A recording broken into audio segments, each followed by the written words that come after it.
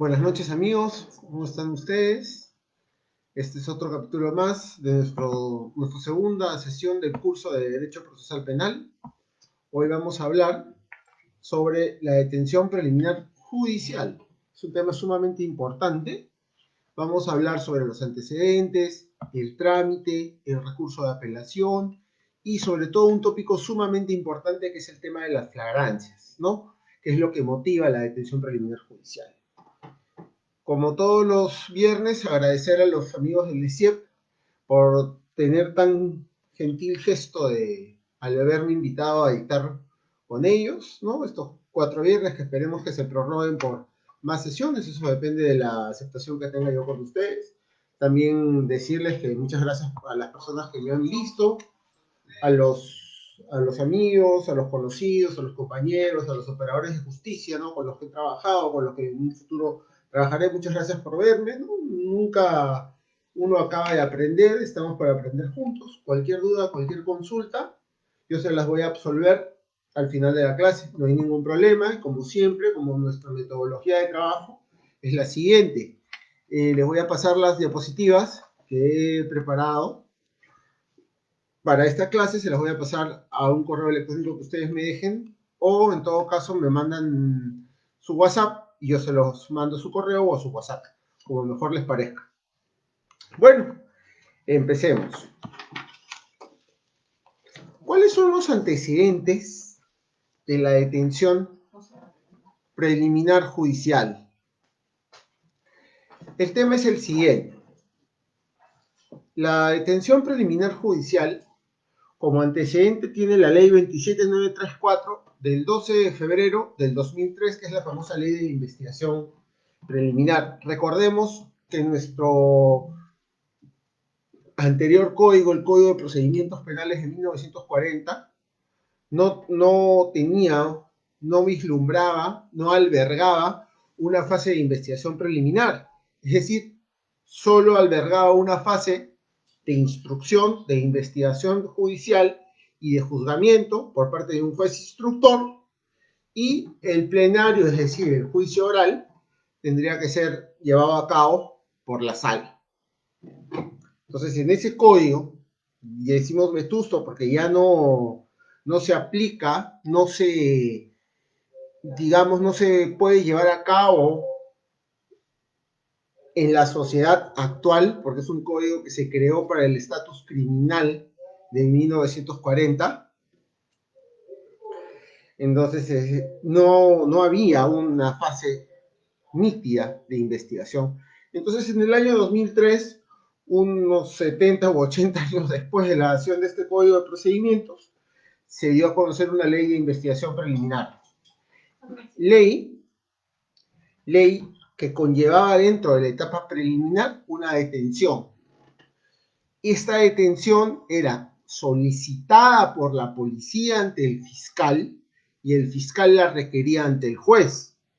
No es que simplemente el requerimiento nazca solo del fiscal, no. Recordemos que el fiscal en la investigación y en el marco constitucional de sus atribuciones es un binomio con la policía, trabajan de la mano, siendo el director de la investigación el fiscal, siempre lo ha sido en la Constitución, pero en la práctica el que llevaba a cabo las diligencias y el que daba la cara era la policía. Muchas veces el fiscal no estaba presente, otras sí. Pero el tema era el siguiente, al fiscal se le requería la investigación, la detención preliminar, y el fiscal la requería al juez. Entonces, este antecedente nace en esta ley de investigación preliminar. Otra cosa interesante que hay en esta ley de investigación preliminar, que la pueden bajar de internet, la pueden bajar de Google, es que por primera vez en nuestro país estaba documentado la solicitud de actuados por parte de la defensa. Si mal no recuerdo, en su artículo 7º u 8º, decía en esta ley que al abogado del imputado, es decir, a la defensa técnica, no con esas palabras, sino que al abogado del imputado se le debía proporcionar copia de todos los actuados. Entonces fue una innovación en esa época. Recordemos que ya estaba en vigencia el Código Procesal Penal de 1991, ¿no? Que también era una innovación en cuanto al principio no acusatorio de este Código Procesal del 91. Tenemos la cuestión prejudicial, la cuestión previa, y tenemos el principio de oportunidad, que fue uno de los aportes más grandes que tuvo este código en la ciencia procesal, ¿no? Entonces ya tenemos los antecedentes, dónde nace, ¿no? Entonces, vayamos al concepto de detención preliminar. La detención preliminar es un mandato escrito que da el juez por requerimiento del fiscal. ¿Pero a qué juez? Al juez penal, o sea, al juez de la investigación preliminar, que en este caso necesariamente tiene que ser un juez de investigación preparatoria, porque juez de investigación preliminar propiamente dicha no existe. Siempre va a existir un juez que tutela derechos y que controle el plazo, que es un juez de la investigación preparatoria, que inclusive también puede conocer el plazo de la investigación preliminar, el famoso juez de control de garantías o juez del arraigo, que lo tocamos la semana pasada en nuestra sesión anterior. Necesariamente tiene que existir un requerimiento previo del fiscal para que haya una detención preliminar judicial. El esquema de trabajo es el siguiente. Yo, juez, me llega a mi despacho un requerimiento fiscal, una solicitud del fiscal, una petición, por la cual yo tengo que detener a una persona por ciertos días. Esta petición debe estar fundamentada, requerida, al igual que la decisión que evacúe el juez tiene que estar fundamentada y el imputado debe estar debidamente identificado. El tema es el siguiente. Acá no hay audiencia, no hay contradictorio, solo se presentan papeles. Sí procede el recurso de apelación, como en toda resolución judicial es materia de apelación, es fáctico apelar, pero el tema, ¿dónde está mi voz? ¿Dónde quedo yo? Si acá no se me escucha, si se me escucha después que me hacen el famoso audiencia de control de captura o control de legalidad, que es posterior al auto o mandato de prisión preventiva. Entonces, ¿dónde queda mi voz? El juez no me escuchó.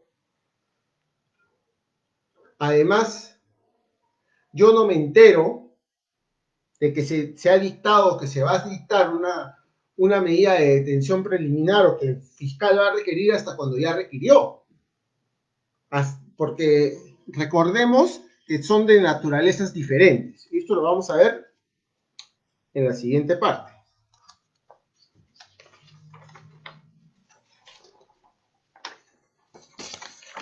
El artículo 261 del nuevo Código Procesal Penal me impone unos presupuestos que habilitan la detención. Recordemos que la detención etimológicamente es la limitación de la libertad de tránsito y de la libertad individual de una persona. A ver. Presupuestos habilitadores de la detención preliminar. El sorprendido en flagrante delito logra evitar su detención. Esa es la primera. Que el detenido se fugue de un centro de detención preliminar. La segunda. Y la tercera, que sin haber flagrancia delictiva exista peligro procesal y una pena mayor a los 4 años. O sea, son tres. Flagrante delito, el detenido se fugue de un centro de detención preliminar y que sin existir flagrancia haya peligro de fuga o sea, un peligro procesal y evidentemente una prognosis de la pena mayor a los 4 años. Pero, ¿qué es la flagrancia? Que es un presupuesto habilitante para este tipo de detención y para los demás tipos de detención. ¿Qué es la flagrancia? Nuestro código procesal, nuestro artículo 259, inciso 2, describe qué es la flagrancia. Básicamente es cuando a una persona se le detiene en el lugar de los hechos. Imaginemos que yo estoy caminando por la avenida Bancaya a las 5 de la tarde, aparecen dos sujetos y me arrebatan mi celular. Se van corriendo, yo corro detrás de ellos, milagrosamente aparece un patrullero y los detiene.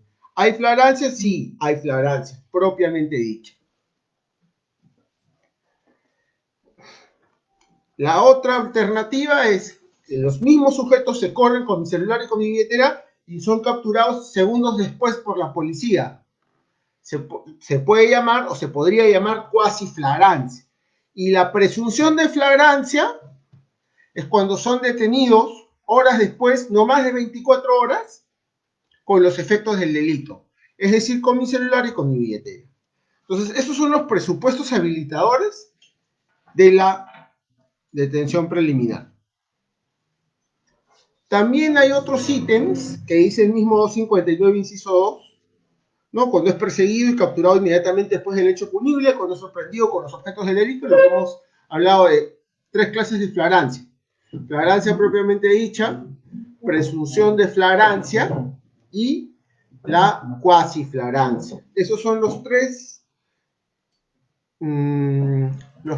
presupuestos habilitantes de la flagrancia o lo que es la flagrancia. Pero doctor, cuando una persona es detenida en flagrancia necesita orden judicial, no. Porque recordemos que ya hemos hablado la clase pasada de que la detención policial, su presupuesto habilitante es la flagrancia. Y no habíamos hablado de lo que es propiamente dicho la flagrancia, ¿no? Entonces, es importante saber qué significa la palabra flagrancia y qué objetos o elementos de convicción van a acompañar a esa conducta de flagrancia. Ya hemos hablado y lo tenemos que repetir lamentablemente porque todo lo que tiene que ver con detenciones tiene que ver con las famosas actas. Y el acta principal que va a ir en una detención por flagrancia, aunque nos estemos oyendo un poco del tema, es el acta de intervención. En Lima, con el vetusto ya código de 1940, se llamará parte de intervención, pero la famosa acta de intervención va a contar cómo este sujeto, en qué circunstancias, por qué, a qué hora y por quiénes fue encontrado en flagrancia, no fue encontrado en flagrancia, por qué se le intervino. Después otra acta importante que coadyuva a la investigación policial y fiscal es el acta de registro personal. El acta de registro personal tiene un requisito, el artículo 210 del Código Procesal Penal dice de que esta persona podrá llamar a un testigo que esté presente en el acto del registro. No, para evitar, el artículo quiere evitar que digan me plantó un arma, me sembró drogas, ¿no? A veces sucede, ¿no? A veces sí la policía se extralimita. Yo quiero pensar que es en pro del bien ciudadano, pero ese tipo de conductas a veces suceden, que pasen otras que ya no sea a favor de nosotros los ciudadanos y estemos a razón o estemos a merced de algunos malos policías. Por eso existimos los abogados defensores, para defendernos a todos. Entonces, ya quedando claro el tema de la flagrancia y las actas en flagrancia, otro punto también que llama a hablar y tenemos que hablar dentro del tema de la flagrancia, es las actas donde se hacen, doctor. ¿Se hacen en la sede policial o se hacen en la sede policial o se hacen in situ? Claro, el acta de registro y el acta de intervención, el mismo articulado dice que se tiene que hacer en el acto, pero si media alguna razón operativa para no poder hacerlas, se tendrá que consignar en la misma acta. La mayoría de policías, las actas que yo he tenido a la vista dicen lo siguiente: se tuvo que redactar en la sede policial por salvaguardar la integridad de los integrantes del personal policial, por decirlo así, ¿no? Pero hay ciertos elementos de la policía que abusan de este tipo de prácticas y ponen un poco más de droga que encuentran o simplemente ponen droga cuando no encontraron droga, ¿no? Por el famoso tema de la producción. Lo que en México se conoce como la cuota de consignación, nosotros la llamamos producción. No, yo, como lo dije en las clases pasadas, he hablado con muchos policías que yo les decía, pero ¿por qué me lo consigues? ¿Por qué lo pones a disposición si el caballero estaba consumiendo droga, pero no es microcomercializador, presuntamente? Porque uno ya con la experiencia que tiene sabe quién es microcomercializador y sabe quién no es microcomercializador y sabes qué cantidad de droga se va a botar en la balanza y qué cantidad no se va a botar en la balanza. Entonces uno lo conoce con la experiencia. Entonces decían, no, doctor, es que la producción del comando pide resultados. Sí, pues, pero los resultados no se deben medir en cuánta cantidad de gente mete en la cárcel, sino cuánta labor de prevención hago y evitar que personas cometan delitos. No medirlas por cuánta gente detengo, cuántas personas detengo, ¿no? Eso no debe ser así. Ahora quiero hacerles un símil, ¿no? Entre la prisión preventiva y la detención preliminar judicial. ¿Cuáles son las diferencias? Una es una medida cautelar. O sea, la prisión preventiva es una medida cautelar. ¿Por qué? Porque se da en la etapa cautelar una vez formalizada y continuada la investigación preparatoria. O sea, cuando ya hay proceso, o sea, se da dentro del proceso, la medida de detención preliminar judicial es una medida precautelar, es decir, se da en la etapa de la investigación preliminar, cuando todavía no hay proceso, cuando hay actos iniciales de investigación o actos urgentes. En eso se da. No es que las dos se dan en etapa de formalización y continuación de la investigación preparatoria, no. Se dan en etapas diferentes.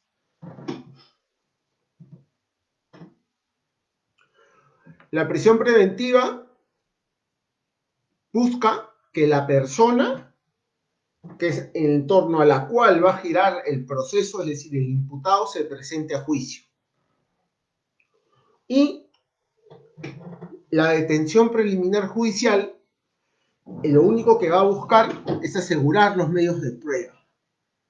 Es decir, que esta persona no sustraiga los medios de prueba. Por eso se llama que es una medida precautelar. Ya hemos dicho en curso. La prisión preventiva tiene requisitos más graves, que ya lo hemos dicho. Graves y fundados elementos de comisión, pronosis de la pena y el peligro procesal, que se divide en dos, de fuga y obstaculización. Y la detención preliminar judicial simplemente tiene una sospecha plausible.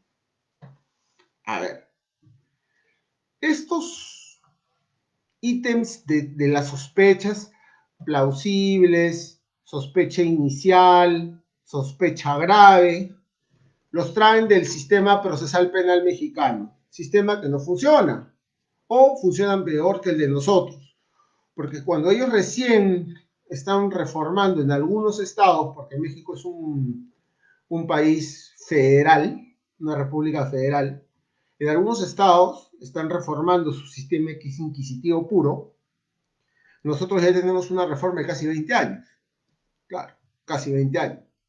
Y nuestro proceso penal es acusatorio, adversarial, en casi todos los departamentos y provincias del país, con la excepción de Lima Sur y Lima, que son los únicos que los mismos que ya van a entrar en diciembre de este año a formar parte de las provincias de los distritos que ya cuentan con el nuevo Código Procesal Penal en su totalidad. Porque en cuanto a detenciones preliminares y prisión preventiva, rige el nuevo código. En cuanto a juzgamiento y juicio oral, es decir, en instrucción y juicio oral, rige el de procedimientos en Lima y en Lima Sur. Pero, ¿cuál es el trámite de la detención preliminar? Se dictan en dos casos. En casos de urgencia y peligro en la demora, sin flagrancia delictiva y antes de la formalización de la investigación. ¿Qué será urgencia y peligro en la demora? Urgencia viene a ser la necesidad apremiante de restringir pruebas o de buscar pruebas en los actos iniciales de investigación. Recuerden que una investigación normalmente se apertura por flagrancia. Vayamos a la parte práctica. A determinada persona la detienen por imputarle robo de autopartes. Lo detienen sacándole los faros a un vehículo, ¿no? Entonces, esta persona huye, se va, se escapa, no está. Entonces se teme que va a llegar a su escondite y va a sacar los faros o va a obstaculizar la acción de la justicia. Siempre con los presupuestos del 268, siempre en combinación con los presupuestos del 268 y con la rigurosidad para fundamentar una prisión preventiva, tiene que ser una detención preliminar, al menos en estos ítems. Entonces, es por eso que evidentemente se le requiere una detención preliminar judicial ante el juez de la investigación preliminar, que ya hemos hablado, que no es un juez de instrucción, sino es un juez de la investigación preparatoria, en los casos, porque no existe un juez de la investigación preliminar propiamente dicho, sino existe un juez de la investigación preparatoria que funge de control de garantías, lo que en Costa Rica se conoce como el juez de control de garantías y en Chile el juez de los arraios. ¿Quién lo solicita? Muy simple. Lo que solicita es el fiscal. Mayormente, cuando están trabajando un caso con la policía le dice, doctor, acá hay que pedir, la policía se lo requiere al fiscal. Y el fiscal se lo requiere al juez. Y el juez va a estudiar la carpeta, va a estudiar los recaudos y va a ver si procede o no procede. Y los dos requisitos que tiene es urgencia y periculum libertatis. La urgencia que ya hemos hablado que es la necesidad apremiante, la necesidad que mueve, que motiva que se lleve a cabo una diligencia o un acto urgente. Esa es la urgencia, que no se va a poder llevar con el imputado en libertad, porque la va a obstaculizar. Entonces, bajo ese principio, se le da detención preliminar. Eso es básicamente. El mandato de detención preliminar es escrito, no se da en audiencia, porque no hay una audiencia de detención preliminar judicial, a una audiencia posterior que se llama control de captura para ver si la detención está bien hecha, o audiencia de legalidad de la detención, como se conoce en Colombia o en Chile. Entonces, lo que tenemos que ver acá que esto es eminentemente escritural y ese auto o ese mandato de detención preliminar judicial debe estar sumamente fundamentado y debe estar sumamente blindado. Es decir, no tener ninguna lista, porque si se va a recortar la libertad de una persona, la libertad individual, la libertad de tránsito de una persona, entonces tiene que estar sumamente motivado y sumamente fundamentado, con una breve sinopsis de los hechos. Los ítems, o sea, la urgencia, el peligro y la demora que esta solicita, que son los requisitos inminentes para declarar fundada una solicitud de detención preliminar judicial. Lo más importante es que una vez que el detenido sea, o el imputado sea puesto a disposición de la policía, el juez ordenará que pase a su despacho para la famosa audiencia de control de captura o control de legalidad, que no es otra, donde le piden sus datos completos, por qué está detenido, que tiene derecho a un abogado. Inclusive algunos jueces hacen que en esa misma audiencia llame a su abogado. ¿Mm?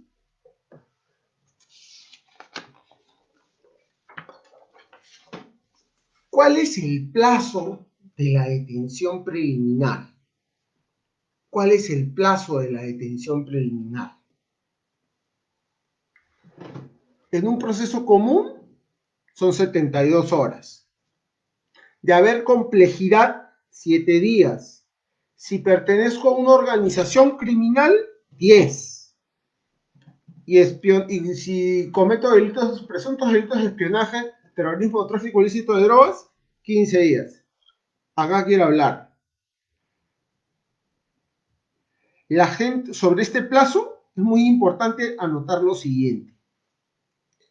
La gente piensa, básicamente, el delito de tráfico ilícito de drogas. La gente piensa que porque le encuentran droga, se tiene que quedar necesariamente los 15 días. Y que no puede declarar sin que la droga pase el pesaje.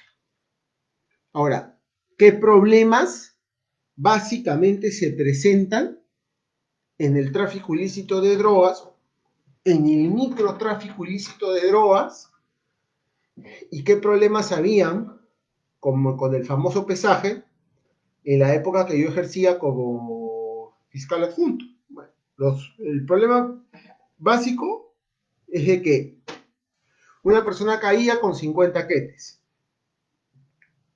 El imputado o el indiciado manifestaba que no eran 50, sino eran 20. Bueno, 30 de cortesía, tenemos 50. El tema es de que la de Pandro, ahora área antidrogas del Callao, tenía un sistema que se llama CIEPIT, Sistema Integrado Especializado en Tráfico Ilícito de Drogas. Y en el CIEPIT asignaban un cupo para el pesaje.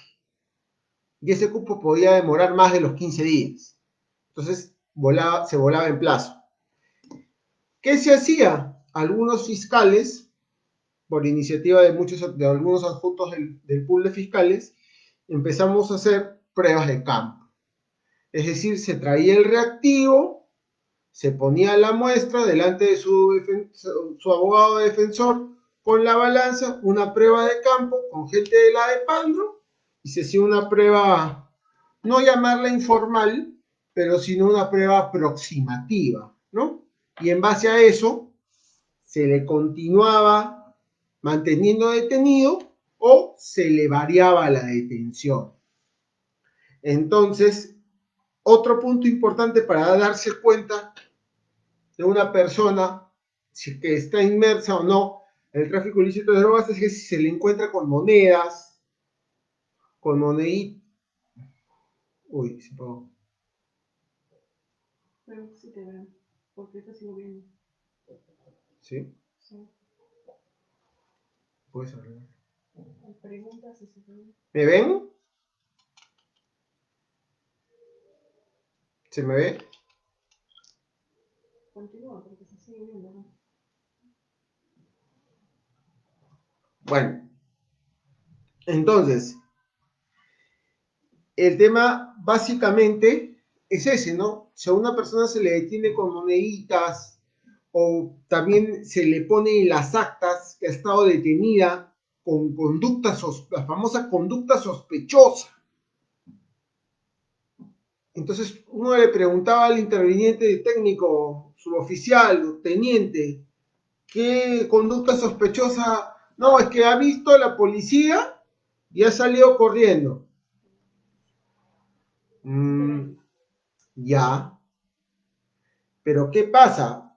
La policía inmediatamente que desciende del vehículo hace disparos al aire. Entonces, ¿quién no correría? Todo el mundo corre. Sí, pero le hicimos alerta de policía, le pusimos las señales igual corrió. La gente se asusta. Eso no quiere decir que sea traficante. Eso no es una... Correr de la policía no es señal que te estás escondiendo de un delito. ¿O ustedes creen? Abro el tema de debate. ¿Correr de la policía es causa de detención? ¿Correr de la policía es indicio de cometer delito? Simplemente no me quiero detener. O por último, estoy haciendo footing. Eso no quiere decir que yo sea un delincuente, ¿no? Entonces, muchas veces, ya que estamos hablando de detención, muchas veces, los policías utilizan el tema del TIT para mantenerte detenido mientras te indagan por otros delitos. Por ejemplo, acá en Surquillo, que es donde yo vivo, hace ya 2 años, acuchillaron a un conocido doctor, ¿no?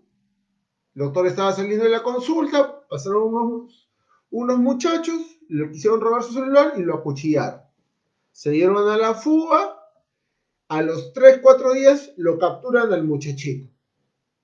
Pero este señor no lo capturan por homicidio. Este señor lo encuentran ligando licor en la esquina, lo capturan y le encuentran droga. Ahora, la gente dice, ¿no? La policía lo soltó. No, perdón. La gente dice, el fiscal lo soltó. Sí, señor, el fiscal lo soltó. Claro. Porque la droga que tenía era una droga que al momento que va a ir en la balanza se va a agotar por la cantidad, porque son 40, 50 ketes. Y cada kete no tiene 1 gramo. Tiene menos de 1 gramo. No vayan a pensar el doctor Sánchez Ugarriza es consumidor. No, no, no. Sino que cuando uno trabaja en esto, cuando uno ve casos de tráfico, tiene que saber, ¿no? Eso no quiere decir que lo haya probado, no, señor. El tema es el siguiente. Entonces, cada que no tiene 1 gramo, tiene menos.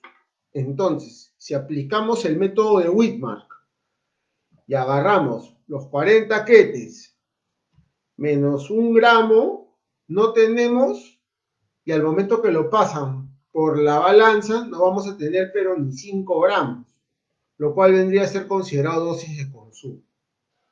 Entonces, este señor lo agarraron, dijeron, le hemos encontrado droga, el fiscal revisó los actuados, obviamente el fiscal desde la comodidad de su domicilio.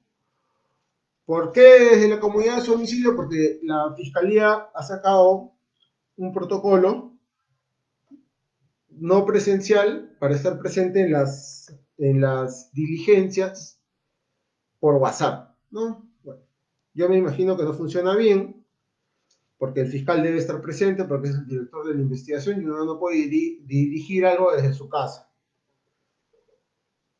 Pero bueno, está así, ¿no? Y tenemos que adecuarnos. Entonces, lo que yo les preguntaría es, ¿hizo bien este fiscal en soltar al muchachito? ¿O no hizo bien?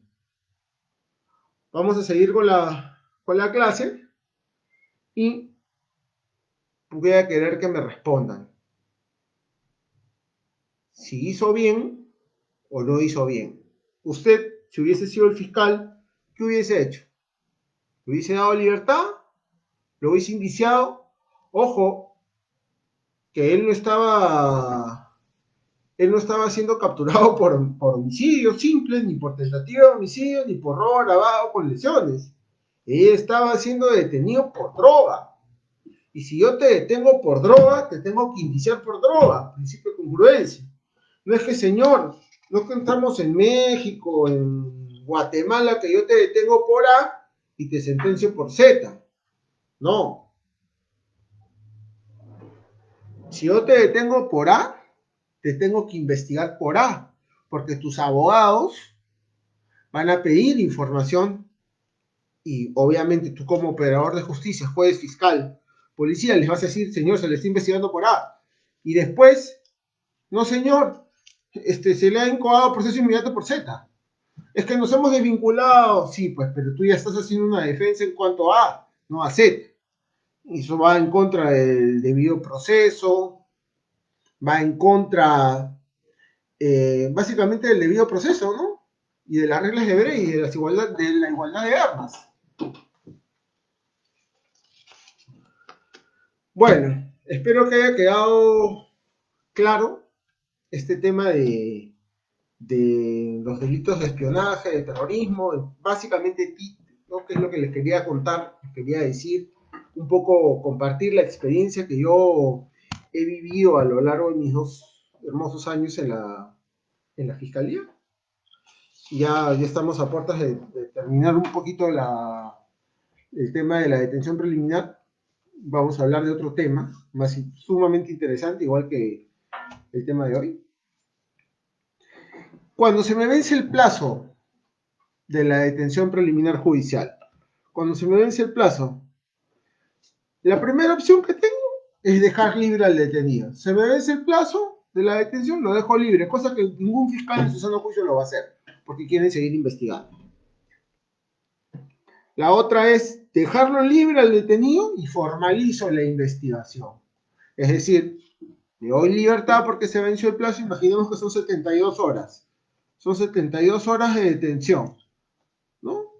Le doy libertad, pero ¿por qué? Porque ya conseguí todo lo que necesitaba para formalizarla, formalizo la investigación.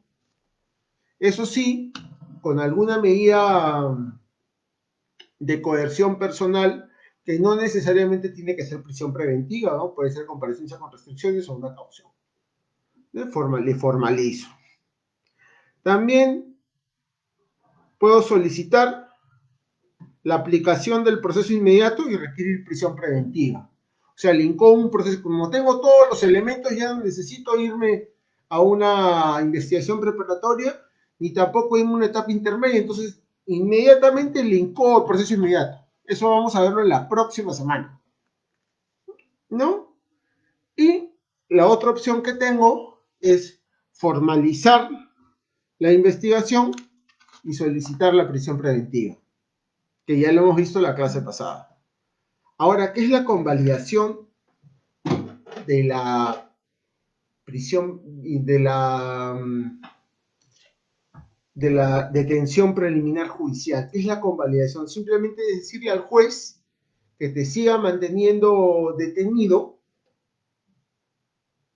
porque todavía no terminas de investigar, porque los motivos por los cuales se te impuso la detención preliminar judicial, que es la urgencia y el periculum libertatis, no han sido remitidos, continúan y que se tienen que tener vigentes por hasta 6 meses. Pero doctor, ¿yo voy a estar detenido hasta 6 meses? No, lo máximo de detención ya hemos dicho. De haber complejidad, 7 días. Y de pertenecer a una investigación o a una organización criminal son 10 días. Entonces, esto es importante, tener en cuenta los plazos de detención, ¿no? Porque, pero ¿qué pasa? ¿Qué pasa si... ¿Mm?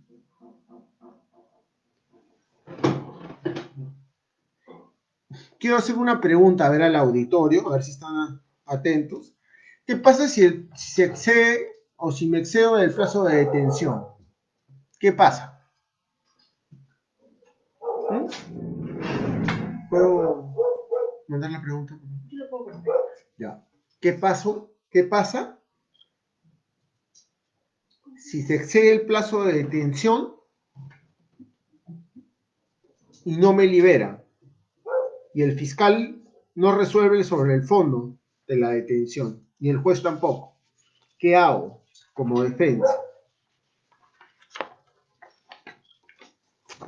Estamos llegando al final de este tema tan interesante. ¿Qué hago contra el auto que declara fundada la detención preliminar? ¿Qué hago con ese auto? ¿Mm? Obviamente lo apelo, ¿no? Y esto se eleva a la sala de apelaciones, a la sala mixta, de emergencia, o a la sala que haga la función de una sala de apelaciones. Detención arbitraria. Claro, ahorita vamos a absolver esas preguntas. Ya la sala va a resolver dentro de las 48 horas, ¿no? Ese es un plazo sin COVID, pero el plazo COVID son 15 días, porque hace poco con mi socio tenemos un caso, mi socio es la doctora Neira Fernández, ya la van a ver. Tenemos un caso de un habeas corpus que lo declaran rechazo liminar, hemos apelado y se ha demorado por casi 2 meses para que el juez resuelva y 2 meses para que la sala revoque, ¿no? Entonces esos plazos de 48 horas que nos da el código, con el famoso plazo COVID, el famoso el nuevo elemento de convicción y nuevo elemento de administración de justicia que el COVID, es un poco difícil. Bueno, vamos a absolver ahora sí las preguntas. Tenemos la respuesta de Katy, dice detención arbitraria. Claro, Katy, pero ¿qué hago yo contra la detención arbitraria? ¿Qué hago? Esa es la gran pregunta. Contra una detención arbitraria, ¿qué hago? Para esto vamos a hablar de lo siguiente, porque lo que ha dicho Katy es sumamente interesante. ¿Cuál es el plazo de detención? A ver, ¿cuál es el plazo de detención? Esa fue una pregunta que me le hicieron en mi curso de procesal constitucional. Es una pregunta que siempre va a estar vigente. En nuestro país, ¿cuál es el plazo de detención? ¿Respuestas? ¿Hay? Dependiendo del delito. Hay alguien que dice dependiendo del delito. Claro, todo es válido. Acá todos estamos por equivocarnos, ya. Pero ¿cuál es el plazo de detención? La Constitución me dice que tengo un plazo de detención. ¿Cuál es? ¿Mm? A ver, yo les digo. Originariamente, una persona debería estar detenida 24 horas. Pero sacaron cuentas de que 24 horas para hacer una investigación no alcanzaba. Entonces lo ampliaron al plazo legal de 48 horas.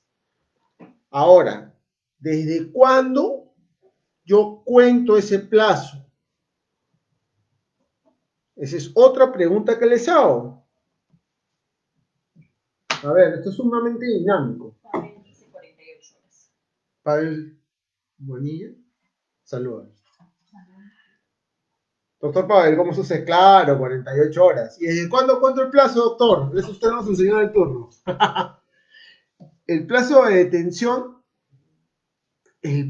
detención se cuenta, hay dos vertientes. Desde que el sujeto es detenido o desde que le dan la papeleta de detención. Esa es la pregunta que quiero hacerles a las personas que me están escuchando. ¿Desde cuándo se cuenta la detención? ¿Desde que me dan mi papeleta de detención o desde que me detienen? Para mí, desde que lo detengo. Otros dicen desde que le leo sus derechos y le dan su papeleta de detención. Y otros dicen desde que el detenido es puesto por la unidad operativa a disposición de la unidad de investigaciones.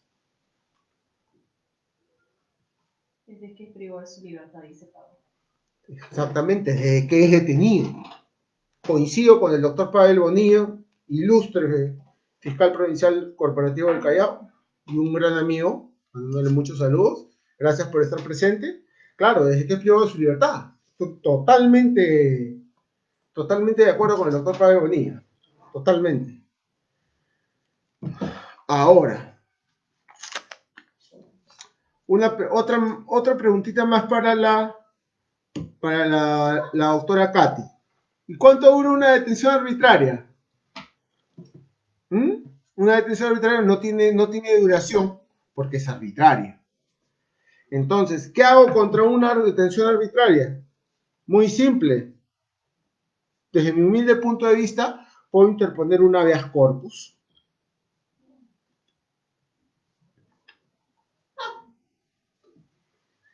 Puedo interponer un habeas corpus ante si estamos en un modelo de nuevo código, ante el juez de investigación preparatoria de turno, o ante el juez de penal permanente, ante el juez mixto, inclusive si no hubiese juez mixto o especializado, juez de paz letrado.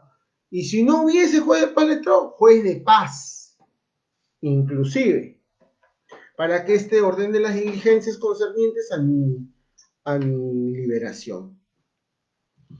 Entonces, hoy hemos hablado todo lo concerniente a lo que es la detención. Hemos hablado de plazos de detención, tipos de detención. Ahora, en el Perú, ¿todavía se siguen dando detenciones arbitrarias? ¿O cuando una detención es arbitraria o cuando una detención deja de ser arbitraria? No, esos son temas. Yo pienso que todavía en nuestro país, todavía todavía hay detenciones arbitrarias, ¿no? Porque yo te puedo detener a la hora 10 y recién te pongo a disposición a las 18 horas del día siguiente, pero ya has estado detenido 24 horas, ¿no? Yo pienso que hay que investigar para detener y no detener para investigar.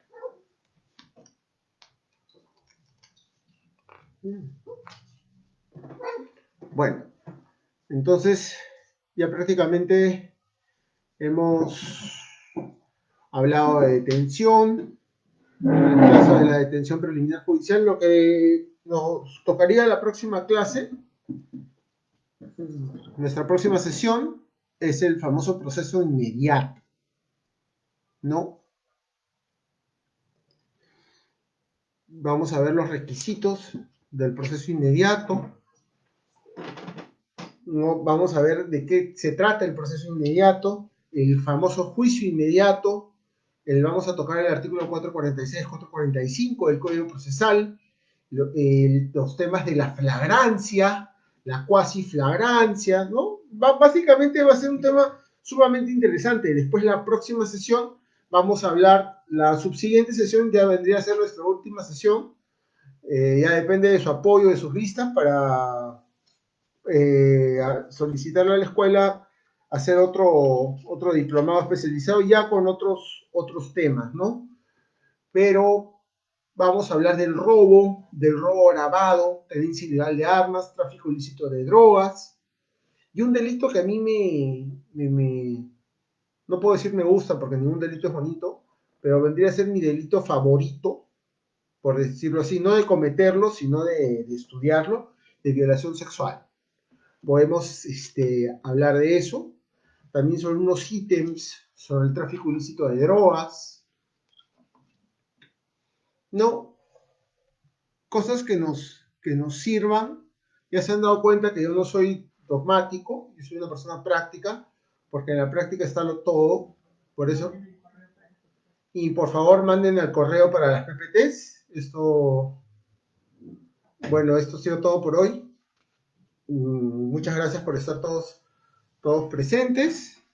Me ha dado mucho gusto estar con ustedes la clase de hoy día. Manden por las PPTs. Ha durado poco por el tema, ¿no? Pero me puedo quedar 5 minutos para responderles alguna otra inquietud. No hay ningún problema. Manden sus preguntas para aclararlas, para seguir haciendo un poco más de debate. ¿Hay preguntas?